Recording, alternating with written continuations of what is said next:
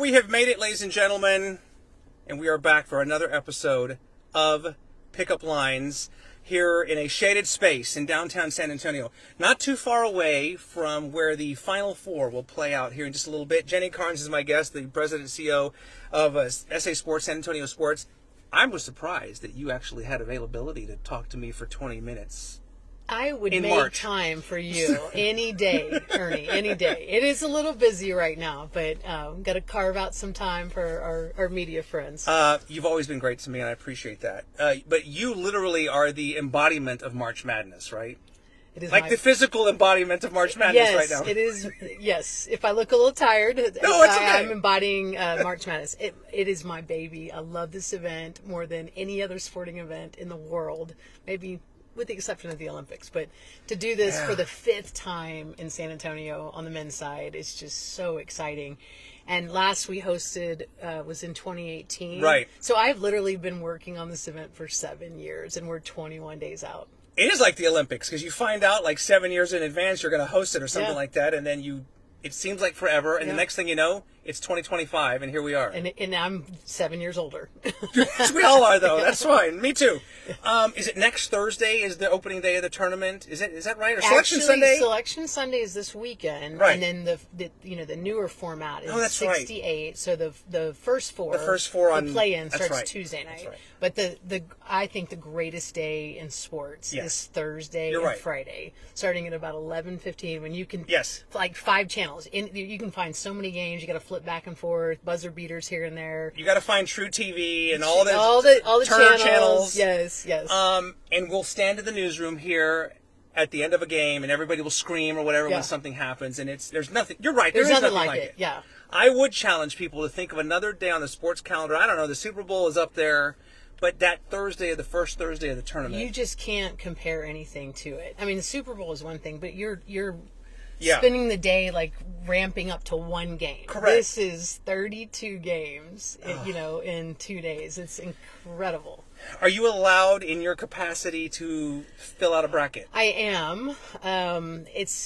We are doing a bracket challenge in our office at San Antonio Sports. We've done it for many years, and we do both tournaments, men's and women's. Of course, women's is as important to me, if not more important. We'll get to that in a minute, by the way. We say in NCAA language, don't bet on it, but we do do a bracket challenge, and it is a fun time in the office. So are you prepared to release the Jenny Carnes Final Four prediction right now? We're actually going live on Tuesday, filling out my bracket. So stay tuned. I'm not gonna give any hints. I see what you did there. Yeah. I had to like plug my own thing. Well, I mean, I don't want to be greedy, but the women's game is obviously important to you because you grew up playing basketball, and I didn't find out until recently you grew up in Uvalde. I did, yeah. Born and raised. Most of my family's still there, and I grew up playing every sport. How did your family, though, end up in Uvalde, like, to begin with? Farming, actually. Okay. My dad's side of the family moved from Alabama in the late 40s, and we started with one farm, about a 50-acre farm, and now it's a large operation where you're probably eating onions and cabbage from HEB that comes from Carnes Farms. You're kidding. No, I'm not kidding. My parents grew up in Del Rio, and I've driven through Uvalde hundreds of times, and I just did not know that you had a presence. Your family had a presence there. I grew up water skiing on Lake Amistad. Oh, yeah, it's one of my favorite places. I have spent a summer day or two out there as well. Yeah.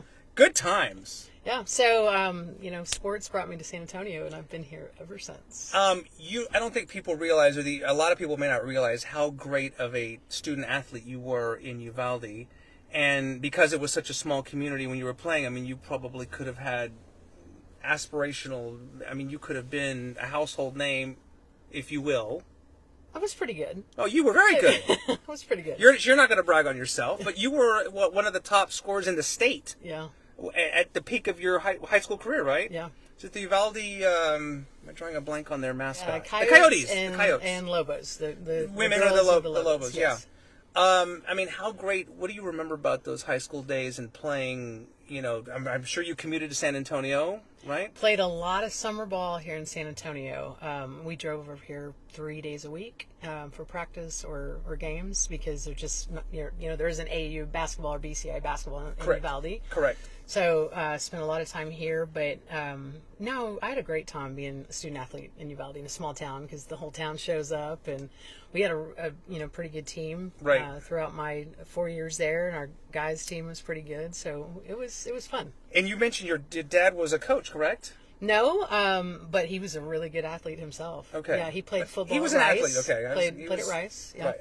So the apple did not fall too far from the tree in terms of you played baseball though. I played baseball with the boys. with all the boys growing up. Because there was no girls baseball in Uvalde. No softball. No. Several seasons where I was the only girl on the team. And you were probably the best player on the team. I played first base, starting first base. I was in right field and batted ninth, so that tells you all you need to know right there. Yeah. Yes. It was fun. Yeah. Good times. How? We'll get to college because you played college ball and everything. But growing up, were you dreaming of a career in sports, one way or the other? I mean, I wanted to be a professional athlete. Okay. First and foremost. If you asked me what I wanted to do for a career, I couldn't have told you. Everybody thought I was going to go into coaching, and I knew from an early age I did not want to go into coaching. Right. But I didn't know there was this whole other world out there of sports, the business. The business side. Yeah. I wanted to play for Pat Summitt or Jody Conrad. At Tennessee and Texas, yes. right? Yeah, And legends. Wasn't quite good enough for that, but I played my last high school game in the gym at the University of the Incarnate Word, and we were in a playoff round against Floresville, and that's the night that our head coach saw me, had a pretty good game that night, and came over and said, come back next weekend for a tryout. I heard the story about the reason you played the game at Incarnate Word was because you missed a last-second shot in another game that forced you to play the game at Incarnate Word. Yeah, we should have won district. Man, I missed that shot off the back of the iron from about 75 feet away against Pleasanton. The things you don't forget, right? Exactly. Yeah. But, big but, had you made that shot, I don't know that my life would be where it is today. you would not be sitting in this car right now, probably. I don't know that I would be. I would not have played at Incarnate Word. That coach, I'd already been sending her tapes, trying to recruit myself, and she had no interest in me. Too slow, Ridiculous. Do you think, had you gone to a San Antonio school or a larger, more high-profile school, that you could have gone to a Texas or a Tennessee or a... I do. We just didn't get the recognition. Yeah. We weren't watched by college scouts. However, I wouldn't change anything because I got to play for 4 years, and had I gone to a UT, I wouldn't have gone off the bench, and I wouldn't trade any of it. Did you get a business degree in Incarnate Word? Yeah, sports management and business. Right, because that was one of the early sports management programs in the country, we right? We were one of the first in the country to include sport management. I didn't even know what it was at the time.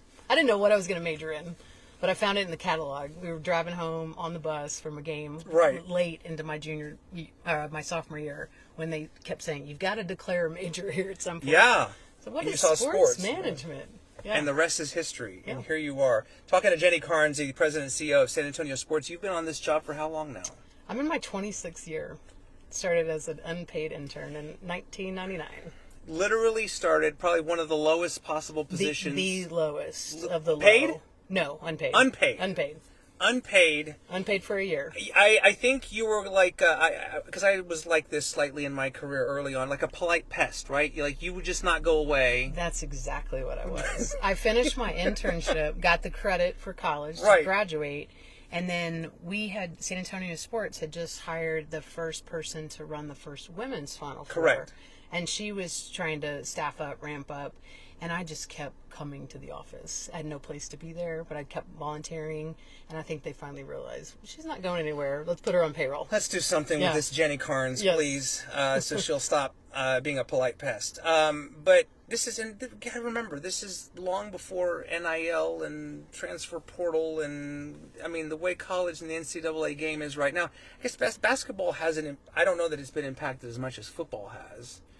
No, but I would say it's a close second. I mean, think about all of college athletics. And Yeah. it has been impacted, but not on the level of football. It's Yeah. it's a different day right now. It is. And that would take a whole other episode Yeah, for us to get into stay right now. tuned for part 2. We'll come back. I'm going to need some therapy and something. But nonetheless, so you go back to Uvalde, you said? You have family over there still, do, obviously. yeah, You go pretty often. And, Uh-huh. and I suspect you could still... I can still shoot. I can't run up and down the floor anymore, but we play a lot of horse in my driveway with my daughter. Yeah. I always loved to play pickup basketball earlier in my life, but I always got scared as I saw friends of mine, contemporaries of mine, Blood snapping. knee, Achilles. Yeah, and that's why I won't do it. I don't have time for that right now. And my wife looked at me one day and she said, you're not doing that. I'm working on my golf game. There you right go. now. Mm-hmm. There you go. Yeah. A lot less contact sport and Yeah. everything like that. All right, so Final Four right now. Give me a sense of, here we are. 21 days out. Okay, thank you. 3 weeks, I was going to say. Yeah. What's happening at SA Sports, San Antonio Sports right now as it relates to the Final Four? So we office in the Alamodome. Yes. And as I mentioned earlier, having worked on this event since the start of the bid process 7 years ago, it is so fun to finally see it moving into the building. As soon as the UIL Boys State Tournament ended last Saturday night, Right.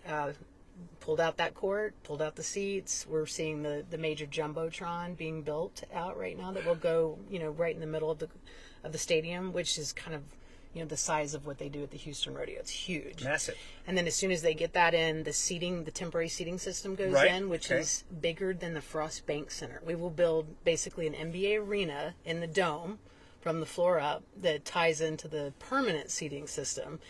And then all of a sudden, Monday, I'm driving to work, the pole banners are up downtown. Yes. I mean, we're just starting to see it come to life. It's so much fun. So we're in the thick of it right now. We've got a big Selection Sunday event coming up Right. This weekend out at the Rock, open to the public, but also a private event. So taking care of our sponsors. Gotta We're do that. we're putting a bow on everything at this point. There's a musical lineup came out. I think somebody mentioned to me the other day, like, you do not have to be a college basketball fan. The Final Four is one of those things that attracts people from every walk of life. And Yes, you do not have to have a game ticket. You don't have to buy anything. It is Right. a free downtown fun atmosphere of a weekend, and the lineup is incredible. I think it's probably one of the best we've seen in years. Chris Stapleton, Yep. Jelly Roll, Yep. Free concerts. Mr. Worldwide, Pitbull. Pitbull. Yeah, Exactly. Free concerts. This is Again, free. and it's such a great time of year here in San Antonio, leading up into Fiesta, Easter season, and everything. It's tough to top. I always get put in charge of the weather, so I'm a little stressed out about that with so many things outside. And so we'll all light a candle that we've got a beautiful day like today, a lot of sunshine and a breeze and no rain.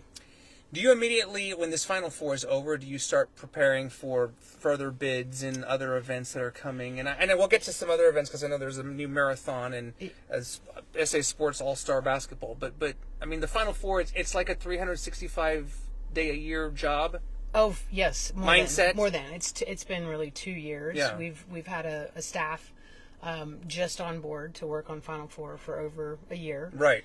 And as soon as we wrap it up, of course, we've got to go through financials and all the boring stuff, the audit, but we jump right into all the things that are coming up next. And then we've got announced in October, the NCAA Women's Volleyball Final Four will be here in December of 26. So that's not that far off. No, if it'll you be think here about it. It's a like year and a that. half. We'll do another men's basketball regional at the Frost Bank Center in 27, and then the women's Final Four.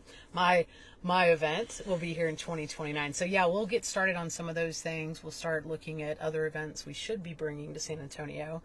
Hosting the DoD Warrior Games in the summer of 26 and 28, and then all of the events that we own and operate, including our upcoming San Antonio Sports All-Star Basketball Game presented by Valero and KSAT 12. Thank you very much. Broadcasted The sports team has done a great job, and it will be broadcasted by KSAT 12, but highlighting a lot of those young kids, and that's another weekend where you get, the greatest hits from all these small towns around San Antonio and here. And here, yeah. And they're all together under one Yeah, roof. some phenomenal student athletes. Can't wait to highlight them, to celebrate them. We started this event last year, so we're only in year 2, but it's going to be great. That's a lot of basketball coming up in the next You few cannot weeks. get enough basketball.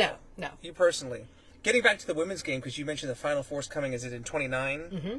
I mean, if the current trajectory of the women's game continues, I cannot even imagine what it's going to be like in 2029. Well, part of our bid last year to, or whatever year that was, they run together for me, but to secure that is to keep the event in the Alamodome, right, as it has been for 3 other awards, yeah, and break an all-time attendance record, which San Antonio still holds from 2002, okay, 29,619. Amazing.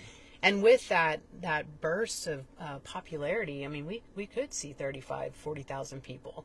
And I know everyone's kind of waiting to see, without the Caitlin Clark effect, what happens. Right. But you look at some of the top players right now in the country, and you've got Juju Watkins sure, that probably could break her scoring record. At USC? Yeah. Right. That could break her scoring record by the end of her career. And that's, which is insane. Like crazy talk. Yeah. If you'd have said that a year or two ago. Yeah. Or 10 years ago. No one would have believed it. But it is cool to see how, and I know we obviously had a WNBA team here once upon a time in San Antonio, but there are many women that are now household names. Mm-hmm. And I think Becky Hammond, probably she was a big part of that. That once won. Diana Taurasi, who just retired. I know. I covered Diana her rookie season. Yeah. In Phoenix. Yeah. Vividly remember when she came in onto the scene. I wish we had our team still here. Oh, gosh. The Silver Stars, as they were back yes, then, and they became the Stars. A lot of great memories in the AT&T Center at the time when they played there. Yeah. And they just traded, I think, the last player that had a San Antonio connection, Kelsey Plum. Oh, she went to Los Angeles, right? Yeah. So, Becky, come home, please. Spurs, please. Bring the team back. Do you think, seriously, I know there's expansion plans in the WNBA. Is that something they would ever revisit? I don't know. I've teased the idea. I've asked that question on a podcast that I was hosting. I asked a couple of Spurs representatives, and the answer wasn't no, but who knows? Well, a no is not, that's not a terrible thing. Well, I would think, too, just with the Project Marvel and everything that's happening, which will obviously impact the Alamodome and future events and everything, and you get a downtown arena, and it's all there, I think that would be attractive Absolutely. to the WNBA. Yeah. So excited thinking about Project Marvel. And I continue to tell the city leadership, whatever I can do to help push this thing to the finish line. It's what we need to do in San Antonio right now. Selfishly, I wish it had happened earlier, but it's sometimes it's hard for me as I drive through downtown to imagine 10 years from now what that's going to look like. Yeah. 10 years. I'll be on the golf course. Not working in the Alamodome. I have a feeling they're still going to be calling you up and everything here. No, it would be an amazing development for our city and what it could do for downtown. You'll be watching the games in the stands, no doubt about that. I know that. For sure. Jenny Carnes, a few more minutes here because she has important things to do, more important than talking to me in my car here, but I appreciate it nonetheless. There's nothing more important than talking to you on a Friday afternoon, Ernie. Come on. Thank you, Jenny. Good answer. Another thing that people may not realize is a running event, the Rock and Roll Marathon, which kind of ended its term last year, but you guys are putting on a brand new event. I've got a son who runs track and cross country. He's very interested in what you guys are going to do here later in the year. It's hard to think past Final Four. Right. But nothing has gotten me more excited than this new marathon event. After 16 years of a great relationship with the Rock and Roll Series, the city and San Antonio Sports made the decision to part ways and not renew their contract. And the city said it's time for something new and gave us permission to start something new. So we really have grand dreams and a vision of creating a destination marathon like Chicago, like New York, like Boston. It will be a Boston qualifier. Change up the route completely. Our theme is every step tells a story. Okay. And we want to sell what makes this city so great, why people want to come here. So not just about music on the course, but we want to have a Spurs mile, a Military City USA mile, a What a mile, a Mariachi mile. Okay. I'm open to ideas here, but we want to sell everything about San Antonio. You go to a Bill Miller mile. You need a Taco Cabana mile. You need all of the... Stop for your iced tea. Stop for your taco. That's right. So it's going to. I love that concept. It's going to be very different, but I think something that our citizens can feel like they're a part of, that we own. That, San Antonio owns this marathon, not a for-profit that is in another state and they leave on Sunday afternoon. I see. Okay, and that makes sense when you frame it that way. Because I think some people were kind of disappointed to see the rock and roll leave, but you put it that way be able to have ownership of something like that, you can localize it more. Yeah. One thing I've done 2 half marathons once upon a time, but the point I want to make is that there's so many scenic things when you do the course. If you do it the right way, you're running by some iconic historic missions in the Alamo and whatever else is out there. We're going to hit the spots you would expect us to hit, Yes. but also changing it up and making it more of a neighborhood course. So running through Monte Vista, running through Alamo Heights, some beautiful shaded routes of our city. But we're, of course, going to have all the places you would expect us to run past. Very good. All right, well, we're going to wind down here with Jenny Carnes because, again, she's very busy.